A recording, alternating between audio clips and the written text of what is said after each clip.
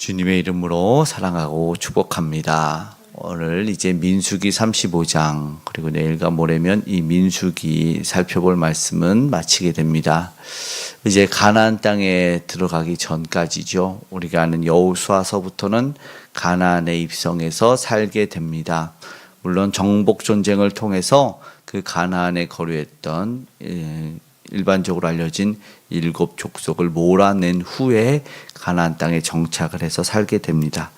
그런데 오늘은 한편에 또 다른 중요한 메시지를 던져주는데, 레위인들은 어디서 살 것인가, 그리고 그들이 그 땅을 정복해서 많이 받은 자들이 많이 내어주는 그곳에 레위인의 성읍과 도피성이라는 곳을 둘 것이다 라는 말씀을 하게 됩니다.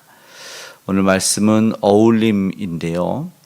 일단은 레위인이라는 사람들은 하나님의 일을 하면 왜 선지학교에 모여 살거나 아니면 제사를 드리는 당시는 예루살렘에 있지 않지만 제사를 드리는 한 산계 그 성전에서 그곳에서 이렇게 모여 살고 그곳에서 이렇게 신앙생활만 할 수 있을 줄 알았으나 그러나 그렇지 않습니다.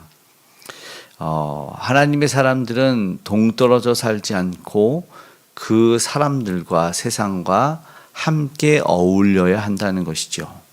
어울림이라는 그런 아파트가 있는데 그거는 자연과 아마 도시를 어우러지게 했다라는 그런 의미의 이름일 것 같아요. 그런데 사실은 이 제사장 레위 지파가 그렇습니다. 그 이름의 뜻이 우리가 아는 대로 연합, 그리고 함께하는 것을 말하죠. 바로 그 레위인들이 동떨어지지 않은 그 성읍에 살게 됩니다. 그래서 사무엘상을 읽으면 약간 오해할 수 있는 부분이 하나가 있는데, 그것은 레위 지파에 이렇게 에브라임 지파에 이렇게 엘가나라는 사람이 있으니 이렇게 말합니다. 그런데 보면은 이 에브라임 지파 엘가나에서 제사장 사무엘이 나와요. 뭐지? 그런데 그가 바로 사실은 레위 지파였죠. 레위 지파여서 에브라임 지파에서 살았던 제사장이 됩니다. 사무엘이요. 그렇듯 모든 지파에 속해서 흩어져서 그 모든 백성들과 어우러져 사는 것, 그들이 바로 하나님과 연결해주고 연합해주는 레위 지파 사람들입니다. 오늘 같지는 않겠지만 목회를 하는 목회자도 동떨어지는 이야기를 하면 안 되겠죠.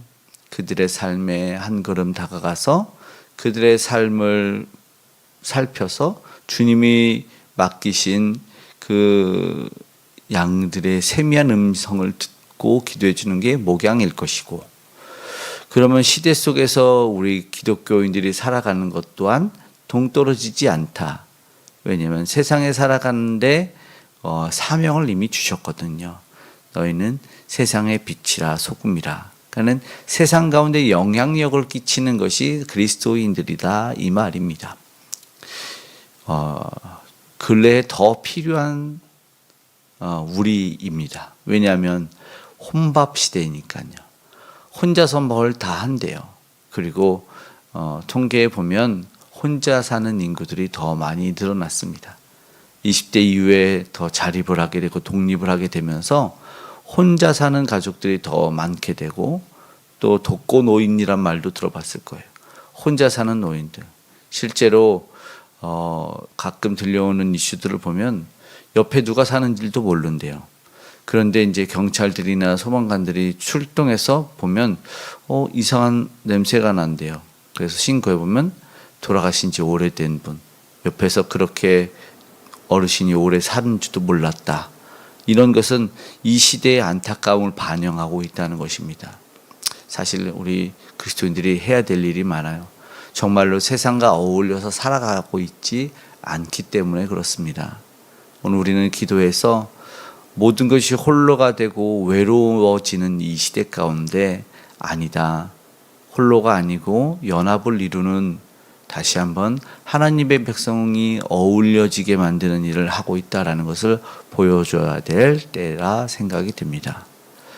오늘 말씀에는 레위인이 그런 역할을 한다 그랬고, 또 그들의 성읍 중에서 이 48성읍이 주어지지만 6성읍은 도피성이라는 성읍이 주어지는데, 우리가 아는 대로 요단 동편과 서편에 대해서 이야기를 합니다.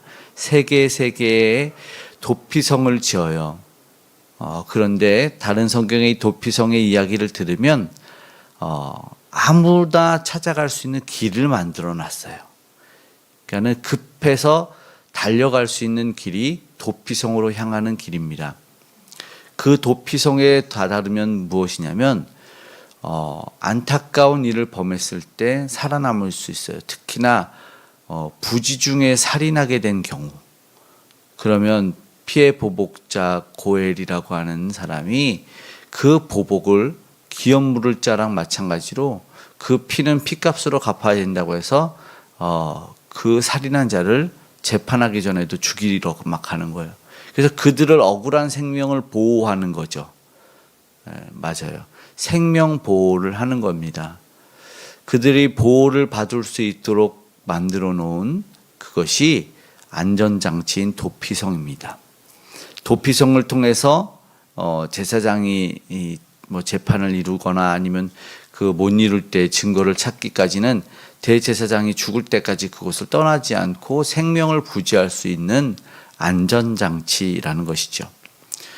그래서 그들은 결국은 바로 복수를 하는 것이 아니라, 사실은 나중에 이제 복수에 대해서 하는데 내가 직접 당하면 내가 바로 복수를 할 수 없잖아요. 눈에는 눈, 이에는 이가 불가능하잖아요.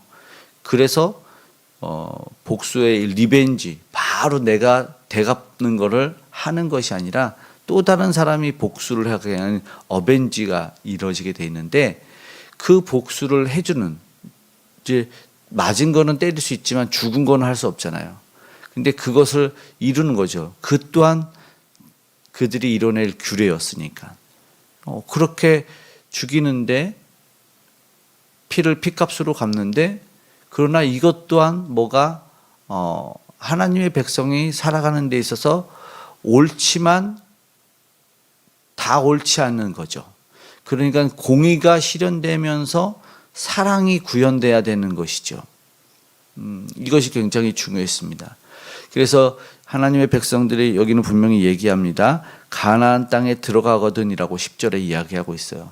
그럼 그 땅에 들어가서 살아야 될 법인데, 그 땅에서 무엇을 할 것이냐면 하나님이 원하시는 삶을 살 것인데, 그러면 어울려지고 시대 가운데 하나님의 백성으로서 삶을 살아내야 되는데, 한편에 보면 잔인하고 또 억울하면 어떻게 표현할 것인가에 대한 것에 굉장히 중요한 거예요.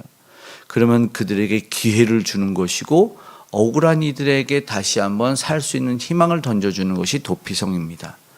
이것이 무엇이냐면 사실은 우리에게 있어서는 사랑받은 삶이죠. 하나님이 우리에게 공의로의 잣대로만 됐다면 누가 살아남을 수 있겠습니까? 이스라엘 백성들도 사실은 그걸 알아요. 그래서 억울한 사람들인 15절에 이 6성읍은 이스라엘 자손 타국인 이스라엘 모든 자에게 부지 중 살인한 자가 도피할 수 있게 만드는 안전장치였습니다. 이거는 어떤 누군가가 아니라 자신도 그렇게 될 수 있다는 것을 이야기합니다. 오늘날에 우리가 교회를 생각해 보면 그런 것이 있어요. 그냥 교회에 다니면 무조건 착하고 순진하고 그냥 다 당해야 되냐? 그렇게 생각을 할 수도 있어요, 세상에서는. 그러나 그렇지 않죠. 하나님의 백성이 살면 모여 사는 우리 안에서도, 세상 가운데서도 그런 평가를 받고 그걸 세상은 요구하기도 하죠. 너 교회 다니는데 왜 그래? 교회 다니는데 왜 그래? 그런데 모여 살면서도 우리는 사실은 그런 걸 합니다. 모여 있어도 갈등이 있고, 예수를 함께 믿지만 미움과 오해도 생겨나기도 하고, 뭐 심하면 분쟁과 다툼도 일어나게 됩니다. 물론 그까지는 이제 바람직한 이야기는 아니겠지만, 그러나 그럴 수 있다라는 것이 우리가 모여 있는 삶이죠. 그래서 쉽게 조금만 놓으면 동일하게 미워하고 오해하고 싸우고 할 수 있는데 우리가 그러지 않는 이유는 무엇이냐? 아주 중요한 것이죠. 바로 우리가 먼저 사랑을 받았기 때문이라는 것이죠. 그러니까 우리가 잘못한 것에 대해서 잘못의 보복을 바로 받았으면 우리는 남아있는 사람이 없다라는 것이죠. 이것이 굉장히 중요합니다. 그러니까 세상 가운데 우리가 보여줘야 되는 것이 바로 십자가의 삶이죠. 우리를 위해서 희생해 주신 분이 있었기 때문에 우리는 늘 잘못하고 용서받지 못하는 이미 결론이 나아 있지만 그러나 용서받은 삶을 산다는 것입니다.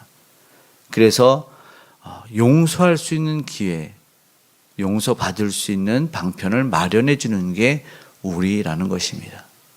오늘의 도피성을 생각하면서 그런 마음을 가졌으면 좋겠습니다. 우리가 피할 수 있는 곳을 얻었고 그러면 누군가에게도 피할 수 있는 기회는 제공이 돼야 된다라는 것입니다. 또 한편으로는 도피성과 레인을 바라보며 어울림이라는 제목 속에서 공의와 사랑이 잘 실현이 돼야 된다는 것이죠. 공의와 실현이 잘 실현이 되지 않으면 한편에 무서운 하나님만을 만나서 오히려 그 법 안에 자신을 가두기도 하고 아니면 사랑이라는 것에 너무 매여 있으면 공의와 정의는 실현되지 않으니까 마구 함부로 나아가는 일이 생깁니다. 그래서 공의와 정의의 어울림의 실현이 필요하다라는 것이죠.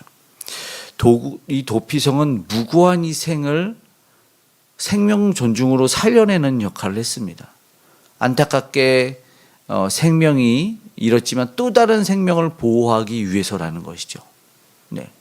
공의에 의해서는 그 사람도 당연히 핏값의 요구에 의해서 죽여야 되지만 그러나 사랑의 방편이 실현이 돼서 그가 억울해서 죽어야 될 상황이 아니라면 살려낼 수 있어야 된다는 것이죠. 그런 일들이 자주 일어나지는 않았을 것 같아요. 그리고 정말 이 도피성이 누가 가서 살았는지에 대한 이유는 안 나와요. 성경에. 그가 부지중에 살인해서 도피성에서 평생을 제사장과 함께 살았더라 이런 이야기가 나오지 않느냐? 그러나 그 백성들에 대해서 이야기해 주는 것이죠. 너희는 어떠한 정체성과 어떠한 삶으로 살아야 되느냐에 대한 중요한 이야기를 합니다. 목숨에 대해서 생명에 대해서 성급하게 판단하지 말아라. 한 번 더 기회가 제공이 되고 한 번 더 공의 이전에 사랑이 실천이 돼야 되나 사랑과 함께 공의가 실천이 되나를 봐야 된다는 것이죠. 생명에 대한 것 그리고 잘못에 대한 것이 어떠한 의미를 갖고 정말 더 무엇이 그때는 선행이 돼야 되는지 그냥 무조건 합리화하고 무조건 정당해 이것만 이런 잣대로 공의로 갖다 대면은 살아남을 자가 여전히 또 없다는 것입니다. 그러나 또한 차별이 돼서는 안 되겠죠. 차별도 안 되는 거예요. 누구나 나아갈 수 있다. 이래서 타국인이나 이스라엘에 거류하는 외국 이방인까지도 나아갈 수 있는 결국은 이 도피성에서 사랑을 또한 느낄 수가 있는 것이죠. 이스라엘 백성들이 거하는 공동체는 사랑을 느낄 수 있는 공동체가 되어야 된다. 우리가 지금 있는 그 공동체도 그래야 되는 거예요. 그냥 독립적으로 외딴 사람들이 모여서 자기들끼리 무슨 행위를 하는 교회가 아니라 누구나 편하게 와서 하나님의 사랑을 느낄 수 있는 그런 공동체가 돼야 되고 그래서 하나님이 미워하는 죄가 조금씩 멀어지게 하는 예수 그리스도 때문에 사는 백성들이 모여 있고 막 거룩한 백성, 죄 짓지 않은 백성이 아니라 용서받은 죄인이 있는 그것을 보여줘야 된다는 것이죠. 그래서 정의 실현동에 정의를 공의를 그 이름으로 말미암아 모두 다 정죄하고 모두 다 희생시켜버리는 그런 공동체가 아니라 그 가운데서 살려내야 될 것이 무엇인지 정말 미워하는 것은 죄라는 것이고 존중해서 인격과 생명을 살려내는 일이 교회 안에 일어나고 그 백성들 공동체에 일어난다는 것을 우리가 보여줄 때 우리 가운데 식어졌던 영혼 사랑을 회복하고 다시 한번 그리스도의 사랑과 십자가가 보여질 수 있는 오늘의 삶이 되기를 간절히 소망합니다. 하루와 한 주 주님의 은혜 가운데 평안하시기를 기도의 응답 또한 체험하는 오늘 이 시간 한 주가 되시기를 주님의 이름으로 축복합니다.